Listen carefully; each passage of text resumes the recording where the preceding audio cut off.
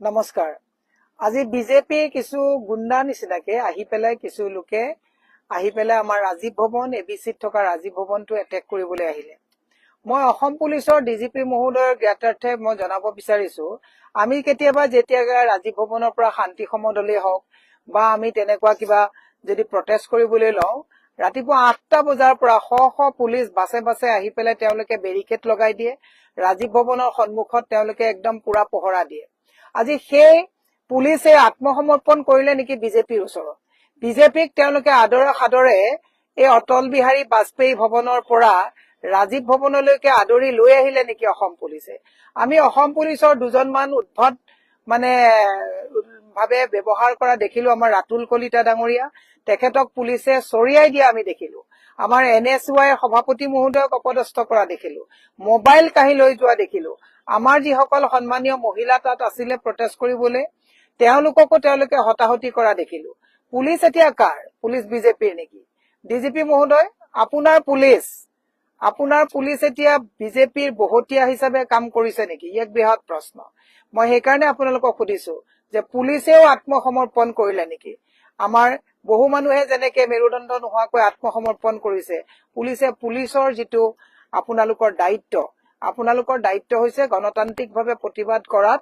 আপোনালোকে দুইটা দল, যদি আপোনালোকে বিজেপি আহিছে, বিজেপিয়েও আমাক এটেক কৰাত আপোনালোকে বিজেপিক প্ৰতিহত কৰিব লাগে আৰু আমাৰ ক্ষেত্ৰতো একেটাই কৰিব লাগে। তাৰমানে বেৰিকেড আপোনালোকৰ কেৱল কংগ্ৰেছৰ কাৰণে নেকি? দুৰ্ভাগ্যজনক কথা। অসমৰ ৰাইজক মই এটা কথাই কৈছো যে পুলিচ, আইন, আদালত, প্ৰশাসন সকলোবোৰ আজি তাৰিখত বিজেপিকৰণ কৰা হল। সেইকাৰণে মই অসমৰ ৰাইজক কৈছো যে এই সময় থাকোতে আপোনালোকে যদি সিদ্ধান্ত নলয়, দেখিছে এতিয়া চাৰিওফালে দিন দুপৰতে ডকাইতি চকাইতি চব চলি গৈছে আৰু কেইদিনমানৰ পিছত আপোনাৰ ঘৰত যদি তেনেকুৱা দুৰ্ঘটনাও ঘটে, পুলিচে, আপুনি যদি কংগ্ৰেছী হয়, আপুনি যদি বিজেপিৰ সমৰ্থক নহয়, তেতিয়াহ'লে পুলিচে আপোনাক কিন্তু সহায় নকৰে। বৰ্তমান অসম পুলিচ বিজেপিৰ পুলিচ। দুৰ্ভাগ্যজনক কথা। মই ডিজিপি মহোদয়ক পুনৰ কৈছো, খাকী পোছাকৰ মৰ্যাদাটো ৰাখিব। বেৰিকেড যদি আমাক লগাই, বেৰিকেড লগাবলৈ কিয় অটল বিহাৰী বাজপেয়ী ভৱনৰ সন্মুখত সাহস নহল? কিয় আপোনালোকে আমাৰ মানুহৰ গাত হাত দিলে? পুলিচে কিয়, পুলিচৰ কামটো আপোনালোকে আমাৰ সন্মুখত, আমাৰ নিজৰ অফিচৰ কাৰ্যালয়ৰ সন্মুখত বিজেপি অপদস্থ কৰিবলৈ আহোতে কিয় বিজেপিক বাধা দিব নোৱাৰিলে? পুলিচে আত্মসমৰ্পণ যে কৰিছে, অত্যন্ত এইটো অসমৰ কাৰণে দুৰ্ভাগ্যজনক কথা, পুলিচৰ কাৰণেও কিন্তু দুৰ্ভাগ্যজনক কথা।